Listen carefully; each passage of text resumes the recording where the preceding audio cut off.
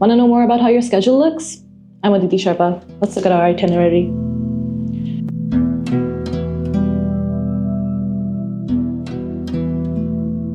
In our 13-day package, it's 2 days of driving and 11 days of walking. We start out at Kathmandu and leave for Machha Khola around 6:30 to 7. If you're taking the bus that's included in our package, there's also an option to upgrade to a private jeep. And according to the road conditions, you will arrive at Machha Khola in 7 to 9 hours. There's no walking on the first day. We're just going to be stopping for lunch. We've reached Machha Khola. That's our first destination of the trip. We're still waiting for half the team.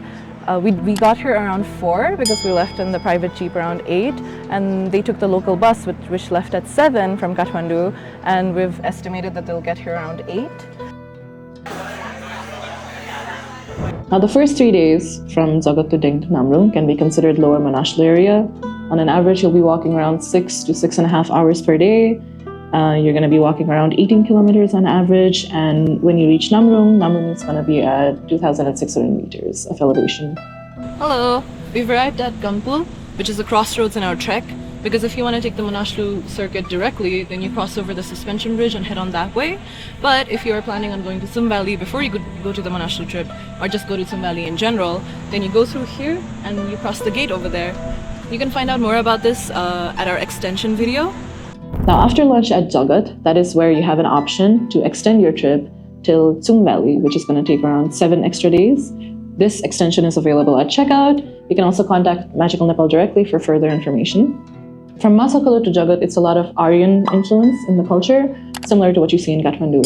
And from Namrung onwards, it's a lot of Tibetan Buddhism culture that you see along the way.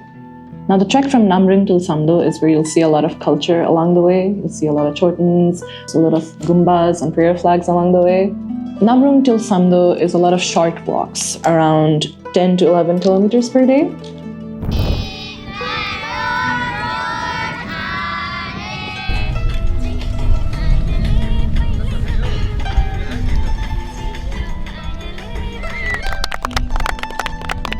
When we reach Samagaon, which is at an elevation of 3,500 meters, you'll have 2 options for acclimatizations.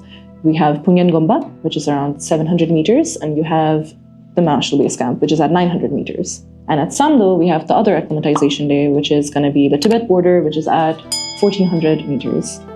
Now, Pungyan Gomba and Manaslu Base Camp are acclimatization days. They're pretty similar when it comes to views. The only difference being that Manaslu Base Camp is 200 meters higher and it will take 2 to 3 more hours. Now there are no tea houses along these paths. Both Pungyan Gomba and Manaslu Base Camp, and also the acclimatization day set at Samdo, the Tibet border, these 3 places don't have tea houses along the way, but your guides will have packed lunch ready for you. The Tibet border is going to be 9 hours of walking. Now Samdo is the last village on Manaslu side. Now from Dharmasala to Bhimtang, these are high areas, long days of walking and high elevation. And after the pass, we have a steep descent. In 2 hours, we'll be descending almost 1,300 to 1,400 meters. And this is where your microspikes will come in handy. Now from Bhimtang to Dharapani, that's 8 hours of walking, around 27 kilometers. And it's a descent of almost 1,700 to 1,800 meters. Now, when we reach Dharapani, that is where you can do your trip extension to Annapurna Base Camp, which is going to take you around 8 extra days. Also available at checkout. Further information, you can contact us. Now, from Dharapani, we take a jeep to Besi, and from Besi, this is where you decide whether you want to come back to Kathmandu or you want to go to Pokhara or Chitwan. You can inform us on the day or beforehand, and we'll arrange that for you. And that about covers everything. Thank you for watching. Have a nice trip.